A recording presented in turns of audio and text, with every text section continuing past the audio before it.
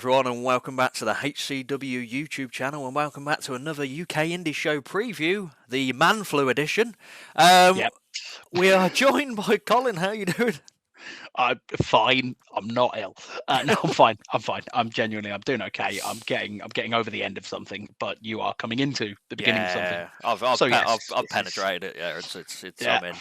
I use that word. Really, the word you're gonna use. Okay, we're starting off strong. We're starting off strong this time round. Why is it every time I come on this podcast, this is immediately? Because it's expected now. The draw is here. Yeah, well, you're damn right. Yeah, this is what the people want. Apparently, you've got to give the people what they want, and what they want is you and me talking shit instead of actually reviewing wrestling. Apparently, yeah, that's the channel in likelihood. Sweet. But we are here to discuss Bank on it. I didn't write what number it is. I'm going to go with 6. 8. I don't have it. I don't know why. I should have just not said anything. It's this Friday. Tickets are still on sale. I brought mine today because it was payday. Good man. Good day. Yeah, there we go. And it's a banging card, and we're going to break it down. I thought a DX thing might happen. Yeah, this is going to be awful, this, isn't it? Yeah. And I don't edit anything out, so you can die. No, you don't. Brilliant. That can stay in. Wonderful. So we're going to kick off with, I'm not sure, is the bank, like before, we're not kicking on with the bank on it, but is that the main event? Okay. Is that, or is the, we're not sure at the moment? I would say that your likely main event, considering the bad blood between the parties involved and the stakes at hand, I would say that the main event slot is probably going to be your tag team championship match. I think that is. Got this in a great order then. Yeah, there we go. I know what I'm doing. But we're going to kick off with a match that I forgot was announced when we were originally discussing it, because it was a while ago. We've got the Kamikaze Pro Live champion / Relentless champion, George Lydon, versus a returning Charlie Sterling. So obviously last time Sterling was here was a unfortunate thing where he got injured at the 9th anniversary show, so it was more than a year ago. He was fighting Mambo, so that ended up in a no contest because he pulled his knee was fecked on it, if I remember. Yes, it was. Unfortunately, it was Charlie was handpicked in that contest. That was, of course, supposed to be Mambo against Sean Custom, who, speaking of injuries, bless him. It was supposed to be Mambo and Sean Custom for the championship on that day, and then Sean went down with the horrendous injury that's kept him out to this day. And so a hand-picked replacement was, of course, Charlie Sterling, a fantastic competitor who we saw in his previous guys in Kamikaze many years ago, but has been well overdue a return. And yeah, the match made it about 2 minutes, and then Charlie's knee decided to go in a different direction from the rest of his leg. So that was the end of that one. Yeah, it wasn't a fun experience to see either. And then obviously he's facing George, who last show out at Kamikaze 10th anniversary show, if we're going from the main shows, beat Chantel to now he's got both titles. So, and for anyone that watched the live shows, which you should, he's on an absolute tear in the live shows. Man's just winning triple threats now. It's not one person, just 2 people. That's it.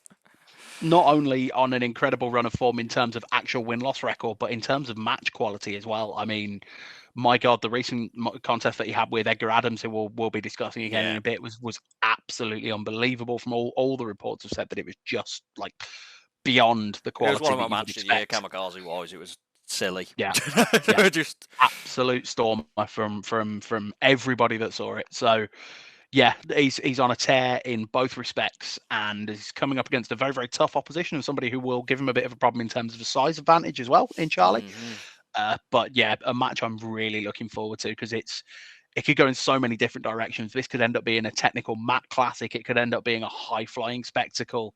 You really don't know kind of which way these two guys could go. It will indeed probably, knowing both competitors, end up being some kind of insane combination of all of the aspects you can think of and more.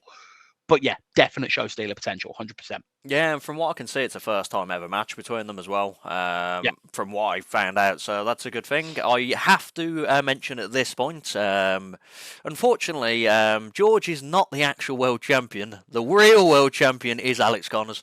We're going to move on. I feel like I've missed several things. Oh, okay. You're not aware that Alex Connors won the title? And then... He didn't. He won the title, and No, then he didn't. Carl Mr. Cole Out, we call him. Cole Out, hashtag it. He reversed the decision and restarted the match. I believe he did that because of some nefarious measures that were taking place at the time, and it was an Alex entirely accidentally had the belt in his hand and he tripped him in the face, but that's wrestling. But then a show later, if we're going to go by Cole standards, JC kicked Will Stevenson and Dick. Goal disconnected happened, so you know. Listen. If we're going to sit here and start pointing out logical flaws in professional wrestling, this podcast will go on until midnight, and I've got to be up at 5. So no. Well, yeah. If we're going to move back, I'm going to go with. I don't know if it's classed as a surprise win at this point with George, but I feel George is going to pick it out of the bag. Yeah, I would agree with you in terms of the fact that I genuinely don't think that you can phrase it like that anymore. 6 months ago, maybe, yes, but no. George Lydon now is established as one of the best young wrestlers in this country. There's no more. He's not the underdog. He's not the snappy young trainee. Nah, George Lydon is the real deal. So he is fighting on an even keel with these kind of competitors. But I mean, I wouldn't want to. I am always careful to try and remain impartial, but yeah, considering the run of form that he is on, even though Charlie Sterling is incredible, probably difficult to see past George, but Sterling is so damn good and he's going to be coming in hungry.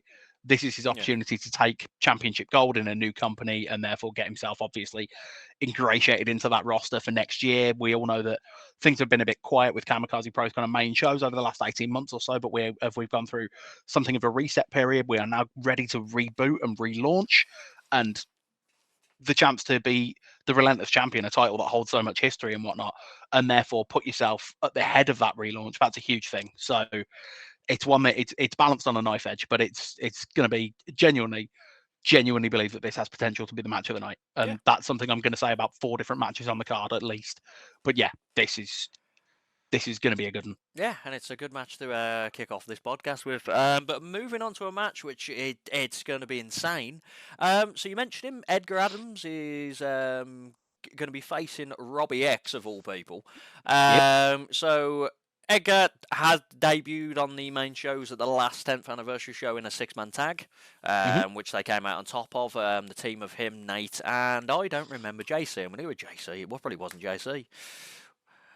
Oh, I know Alex Connors was on the opposite side. Was it Max? Was it Maximus Max Okoro, that's the one.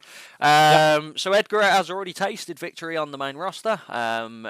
Robbie was last at First Fight 8, where he beat George Lydon, of all people that we're bringing on. And this obviously is a first time meeting between both of them, and it's just going to be silly. It's going to be... It really is, and this is one where I would absolutely kind of forgive the casual fan for not knowing exactly what they're going to be seeing out of this one, because obviously Edgar Adams is just coming up through the Kamikaze Pro dojo, only just really kind of getting to that point where he's starting to be a little bit more established. But Edgar honestly has made his way onto main roster shows quicker than some folks might have thought, certainly quicker than some people have done so in the past. There's a more natural kind of line of progression that Edgar has in some ways kind of skipped past, because he is a special talent. Edgar Adams is so phenomenally talented. I mean, in particular, his recent contest that we mentioned with George Lydon, it's just absolutely unbelievable. The guy has got something special, and when you see that kind of special talent, you don't keep it hidden. So yeah, Edgar is proudly making his way up onto the main roster against one of the toughest tests it is possible to come up against in Kamikaze Pro. Mr. Kamikaze Pro himself, still the only man to have held every title that he is eligible for in Kamikaze Pro. Absolute one of the best in the entire country. Everybody says it. Everybody knows the most underrated wrestler on the planet right now, but I will continue to harp on that. There is no reason at all why Robbie X is not signed to one of the major companies. It is insane. It's ridiculous. I'm glad he isn't, because it means we get to have him at at Kamikaze Pro instead. But honestly, the guy should be everywhere. He's one of the best wrestlers in the world. That's pure and simple. It is as simple as that. This is going to be something truly, truly special, and also will probably take place about 40% upside down. That's a good example. Yeah, when I think of Kamikaze, the first person I think of is Robbie X. From when I first started going, he was just... there's no words about how much I enjoyed his wrestling, He was the guy of Kamikaze. He said, it's just so good. And then Edgar, I've seen a lot on the live shows, and he's gone from like strength to strength in a year. His match against George, as we're going to bring up 17 times on this podcast. You need to go watch it on demand, people. It's just so good. I will throw out a spoiler for everyone. There was a pop-up power bomb into a table. That's all you need to know. I think that clip actually ended up on social media. There you go. It was, because it wasn't expected at all. Nope. Oh, there's Edgar. Oh, there's Edgar. But yeah, like Edgar's like a really good talent. When I first saw him debut for Kamikaze Pro Live, he got me hooked with his entrance because he just darts around the ring 15 times before he gets in the ring because he's known as the Speed Demon, and he just is a fast man. Yeah. This is me going full on us on this podcast, just wandering off down a fucking cliff. But fun fact, he is also the wrestler that lives closest to my house because he lives just around the corner from me. I see him all the time. We're going to open the curtain. He's going to reveal. I literally have had occasions where I've just looked out the front window and gone, "Oh, there's Edgar just walking." Yeah, let's have a look now. Show the audience where you live. I mean, I'm going to be honest. That's my back garden. I'd be fucking concerned if he's out there. Especially if he's running around in there. And we've gone down that path. But yeah, if I had to go winner, it's hard to look past Robbie X for the experience advantage. Obviously, same situation George faced Frostfight. Robbie X will win, I believe, but Edgar will give him a run for his money. Mm-hmm. I'm not going to count Edgar out. Definitely not going to count Edgar out. The lad's got potential by the absolute kind of bag full. And if there's anybody that's able to pull off this kind of shock against Robbie, it could be him. But yeah, Robbie is absolutely stellar. So I think it's fair to say that the bookmaker's favourite would be Robbie X. That's about as far to one side as I'm willing to go. But that would not be an unfair thing to say at all. However, shocks happen every day. Yeah. That's what wrestling's about. There might be a surprise. Who knows? Moving on to a match of pure meat. 100% sure you just said moving on, but anyway. Moving on to a match of 100% pure meat. We've got Kay Jutler, the gatekeeper of Kamikaze, still in my eyes, versus I was about to say debuting, but he did wrestle in 2021 for yourselves. Debuting apart from the 2 matches he's had with us previously. He's had 2 matches. Has he had 2? Oh no, he's had a fatal 4-way, hasn't he? That's all I remember. I'm thinking of someone else. No, he hasn't had a fatal 4-way. He has wrestled for us once previously. Excuse me. He was supposed to wrestle for us a second time. I don't think it happened. But he has, I think, COVIDed or something. Underground at 7. He was at, He has indeed wrestled for us at Underground in the main character massacre, aka the that greatest. Was the one. Yeah, the greatest match in the history of Kamikaze Pro. Simon Miller actually made it to. Did he make it to the final 2? I think he did. All I remember was they had to run around the arena at one point, and Hannah Taylor was involved, and we were running around the arena. That was an experience. There was. So that was so to briefly explain for those who didn't see it, just because I love talking about this match. I genuinely give me 20 minutes to talk about this match. I'll do it. I love it. To briefly explain the main character massacre. The main character massacre was the brainchild of one Hustle Malone, who had never wrestled in Kamikaze Pro before and wanted to debut in a significant way, so to speak. So he put out an open challenge to only competitors who had also never wrestled in Kamikaze Pro before. That was the rules. You had to be a debutante. You had to answer his challenge in the form of your own promo to say, I am taking up this challenge. I'm coming in. And those who took up the call would be allowed to enter the main character massacre, which ended up being a 6-person elimination match in which every fall had a different stipulation. But when you're thinking stipulations, you're thinking in terms of a submission match or a falls count anywhere match. Needless to say, that's not exactly quite how it went down.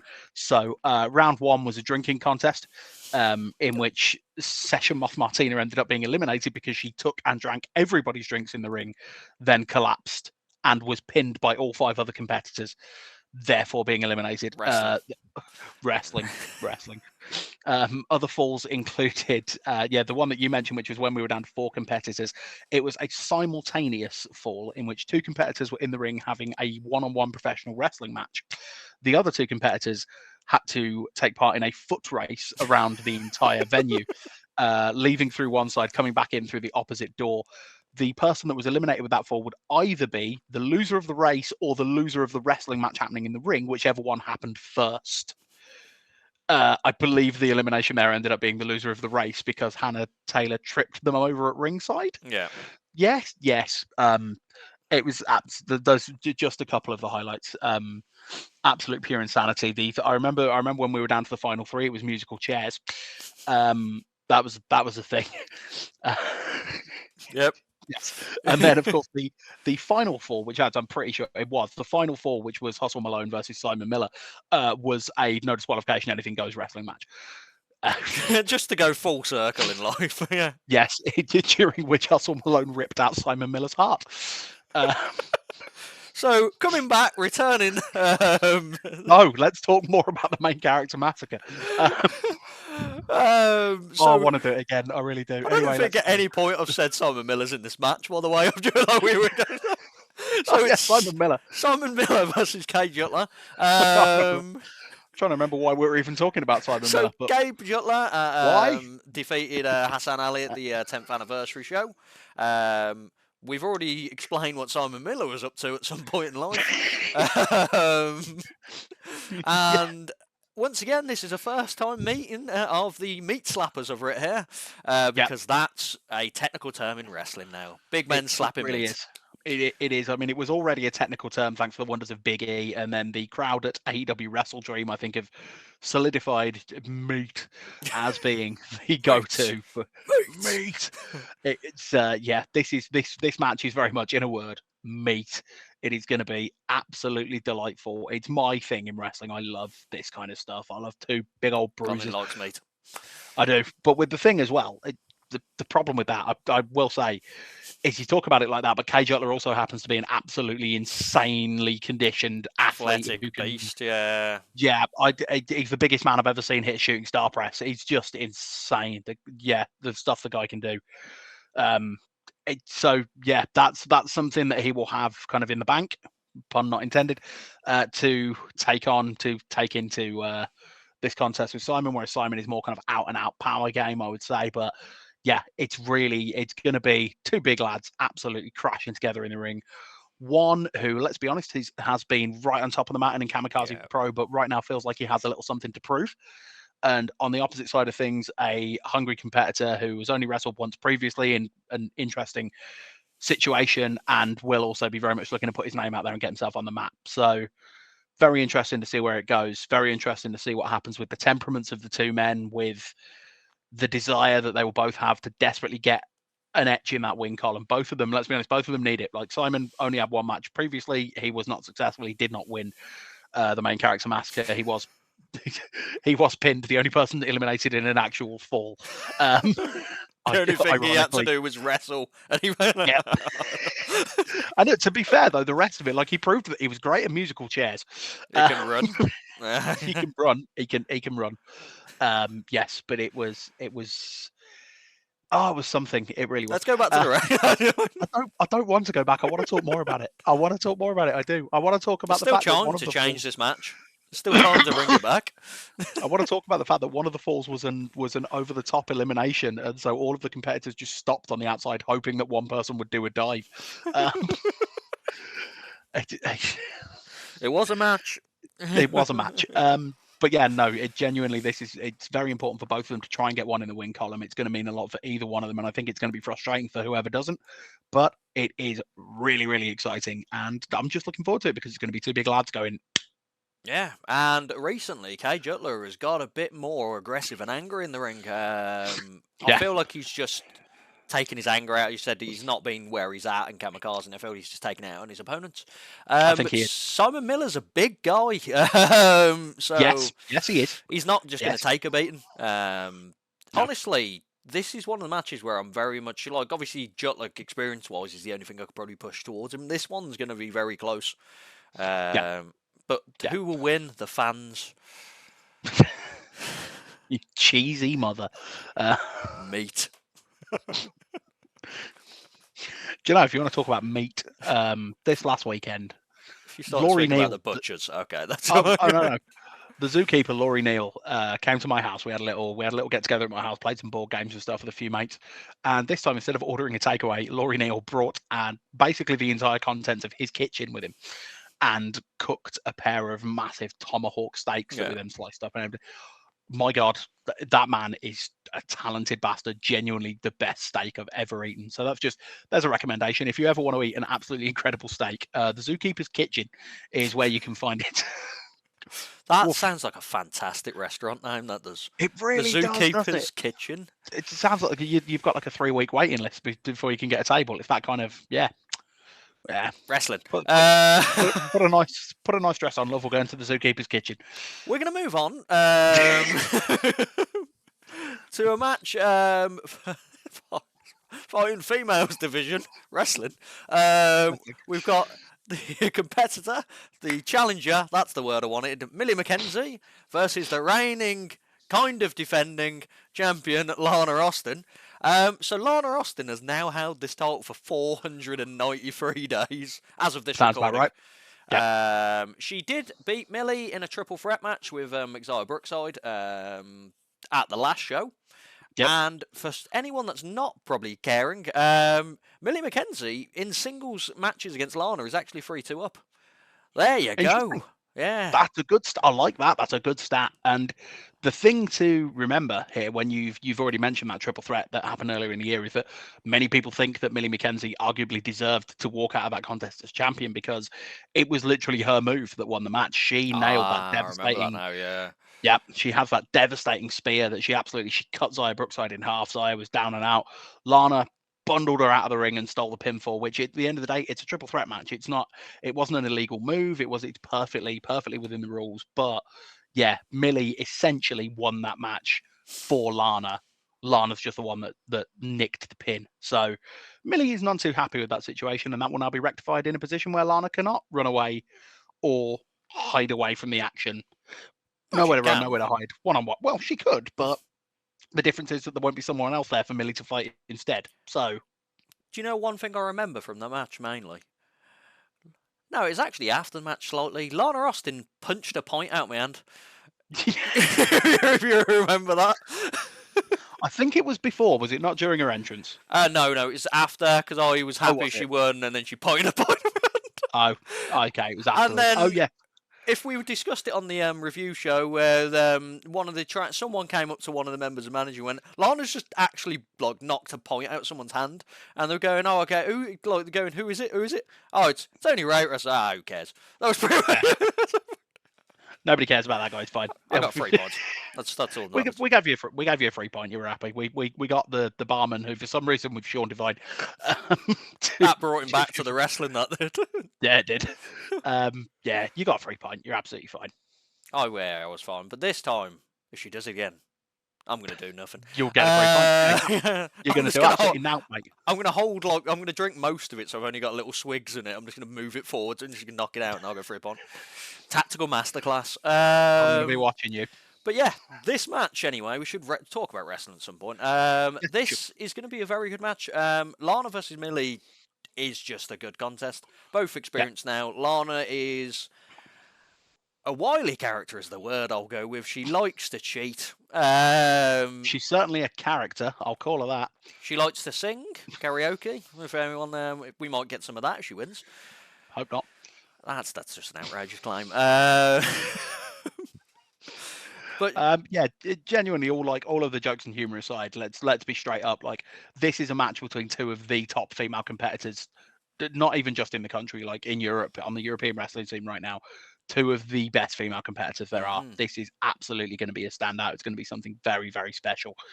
In a week that has been very big for British women's wrestling, with the incredible news from Harley Hudson yesterday, winning Impact Wrestling's gut check, and well deserved, by the way. I've worked with Harley in Wrestle Carnival, and she's such a great talent.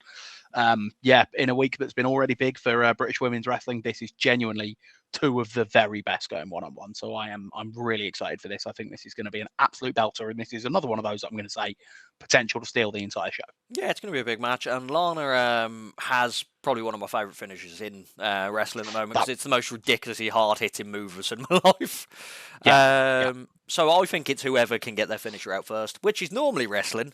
But yeah, but in this situation, you're quite right. The two of them particularly have devastating. I mean, Millie's got one of the most effective spears. I mean, the spear, God knows that everyone and your mum does a spear, but.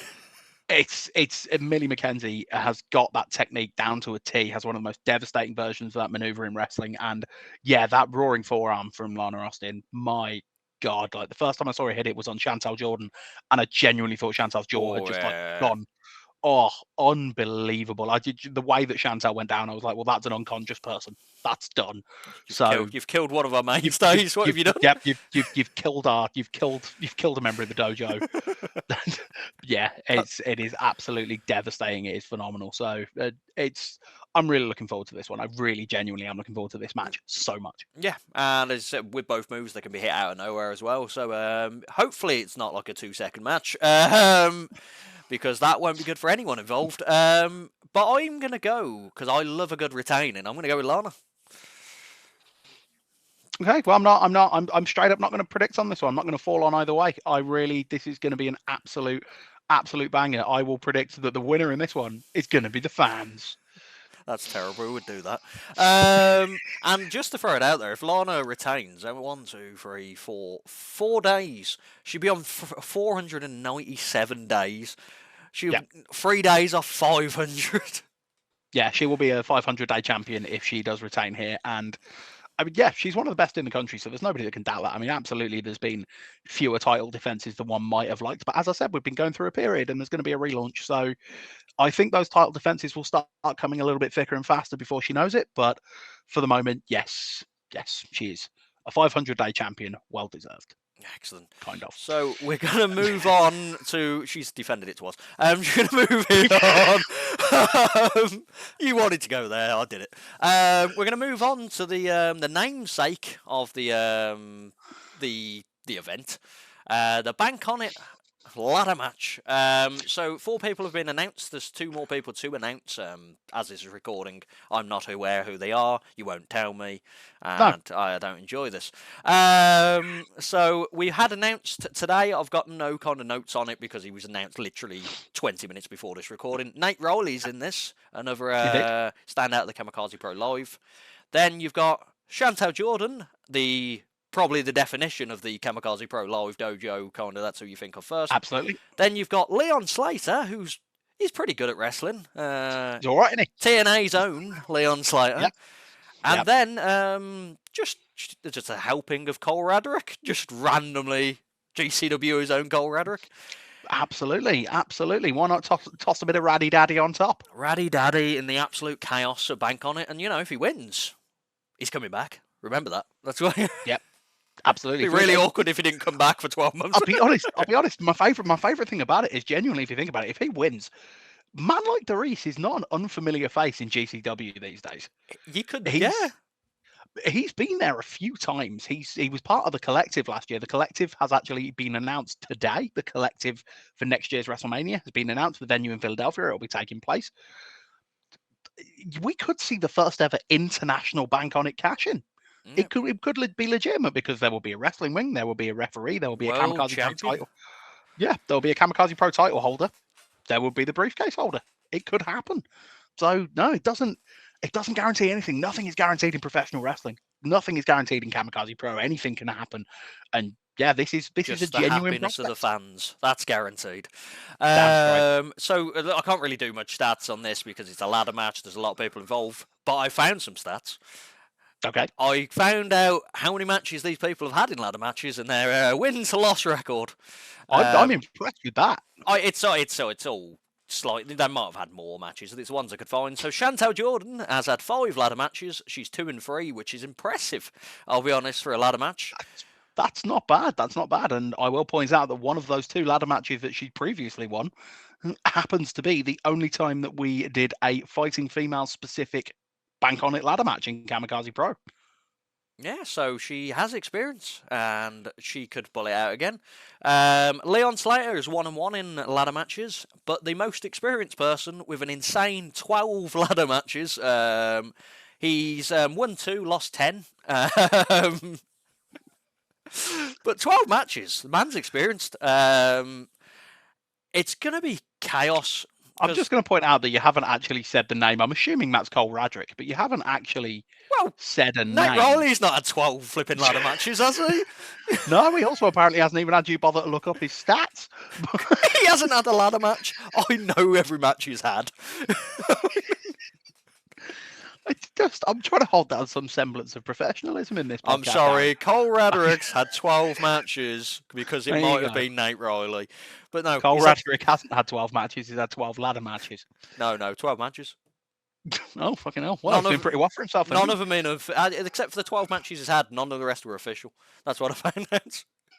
He's very, very experienced. This has gone even more off the rails than usual. You did this. So yeah, it's hard to judge this match because there could be two people randomly in it that could just blow up the world right now. You know, Dolph Ziggler's a free hire. You know, he's been in a lot of ladder matches. Please don't tease that Dolph Ziggler's going to turn up for the record. Dolph Ziggler is not. Kamikaze did say they're here to show the world. Get it on. Dear. Dolph Ziggler's going to be there for anyone that's interested. He's going to be the fifth man.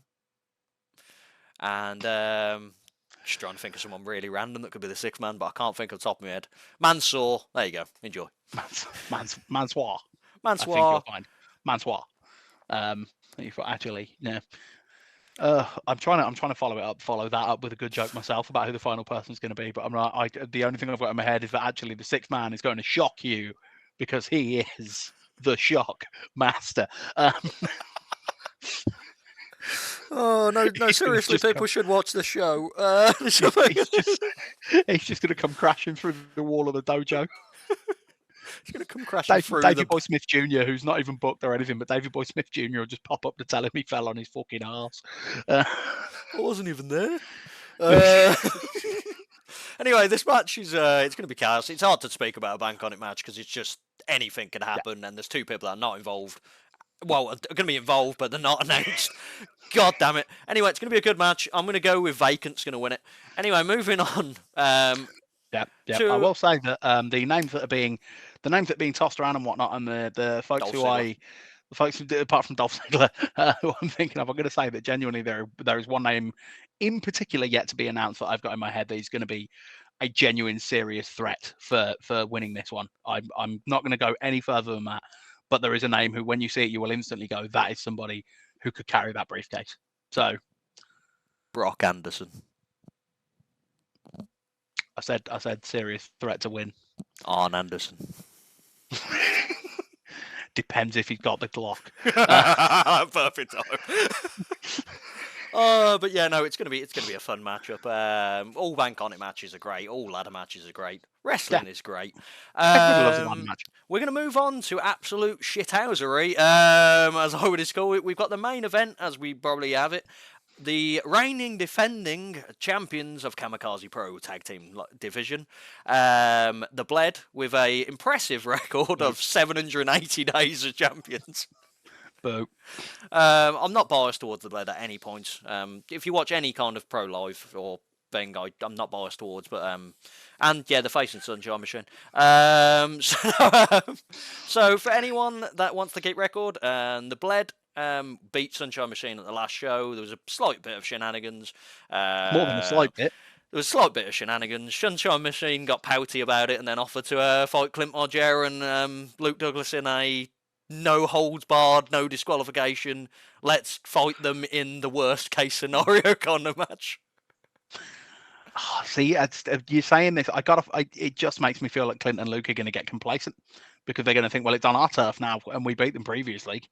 No, it's Sunshine Machine can bring the violence, bring the pain when they want to. Let's not forget the last time that Clint Margera and Chuck Mambo met in a Kamikaze ring without rules. Who came out on top? Wasn't Clint. Was not Clint. Yeah. And it was a death match. Admittedly, there were beach balls, but still. And sharks and Triple H's hammer. Triple H's hammer was genuinely one of my moments, like one of my favourite moments as a commentator. It was absolutely beautiful. Also, Spider-Man. Yeah. Also, Spider-Man. That's even at that. Also, Spider-Man. So record-wise, they've only faced each other twice in like just traditional facing each other as tags. The Bled are 2-0 up to add to the complacency. It's in their wheelhouse. We're not going to look past the Bled winning this, and that's the end of the podcast. Listen, the reason that this challenge has come about is because Sunshine Machine were just pissed at the amount of bollocks that the Bled have pulled to keep hold of those tag team championships, the amount of times that the Bled have weaseled their way out of things. I mean, 3, including the elimination 4-way, which did come down to the Bled and Sunshine Machine as the last 2 again. 3 times Sunshine Machine have basically been robbed of those tag team championships by robbed. Either Clint Margera feigning an injury, miraculously came out hurt. I'm not having this. Hurt is hurt. He came out for his Shut up. Man was injured. Wrestle. Or shots behind the referee's back, championship belts to the head, shots below the waist, anything that you can possibly think of, any weaselly way that the Bled can sneak out. So now TK and Chuck have said, you know what, fine, we'll take all that off the table. You want to do what you want, let's not have you have to hide from the referee. Let's throw the rules out the window. Let's settle this once and for all. I will say this hasn't been something that's been made official or whatever, because sometimes it feels like it's a bit of a cheesy stipulation or whatnot, but let's be realistic. This is Sunshine Machine's last shot. Like, there's not really a way that that I could justify as the general manager giving them a shot if they have made this challenge of the no disqualification match, so there's no excuse if the rules are out the window and then they lose again. That's probably the last time Sunshine Machine are going to challenge the Bled. But by the same token, the Bled have got no excuses. They've got no way of cheating because there is nothing to cheat. And absolutely sure they can use the weaponry, they can use the shenanigans that they are so used to using, and they can use them openly and flagrantly. But so can Sunshine Machine. That is the difference on this occasion. Sunshine Machine will not only be expecting it to come, but they will know that they will be able to fire back. And that, I don't know if it's something that the Bled are prepared for, because Sunshine Machine are all fun-loving and happy, and we all love the entrance, and we all love the music. But when it comes down to it, those 2 guys can queue up. And, you know, TK Cooper's genuinely one of the hardest people, just straight up on the British wrestling scene. That guy can knock you out in an instant. Chuck Mambo has a deathmatch record. Like, genuinely, the guy has been in death matches multiple times. And so forth, yeah. Exactly. He comes in with a lot of knowledge of how to win in this kind of stipulation. Yeah, they are a huge threat, and the Bled should not be taking them lightly. And one way or the other, this is going to be the last time, but it's going to be huge. Yeah, it's going to be a massive main event that the Bled will win. I'm trying not to be biased, but you're clearly biased towards Sunshine Machine, as you've explained. The difference is you're trying not to be biased because you're matey with somebody. I'm trying not to be biased because one member of one of the teams once tried to murder me. Yeah, I'm matey with Elliot as Jordan. What's Elliot got to do with this? The man's part of the Bled, if I remember. No, he's not. They literally threw him out. They rejected him. That was how Elliot's career ended, with the Bled walking away from him. And that's how Sunshine Machine's career will end. Jesus. So, from the non-biased standpoint, the Bled will win. They will get to an 800-day reign. The children will sing, the world will rejoice, and everyone will be happy. Okay. Yep. Okay. Apart from anything else, I just really enjoy the idea that the children will sing applies to the Bled's entrance music, Red Wedding.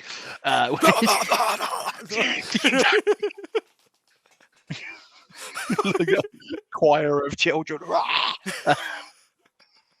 That's what you could do. Like, I think that should be if the Bled win, you should get that for the next show. Do you know when you have them special wrestling entrances? 40 kids singing that song. 40 kids singing Red Wedding by the Bled. That's a great idea. I'll make a note of it. But anyway, that's the end of the review of the show, preview of the show. Good grief, we spoke so long. There will be. I don't know if they're going to be. You might have a mystery, guys, for the actual bank on it, or they might be announced prior to the show. We'll find out.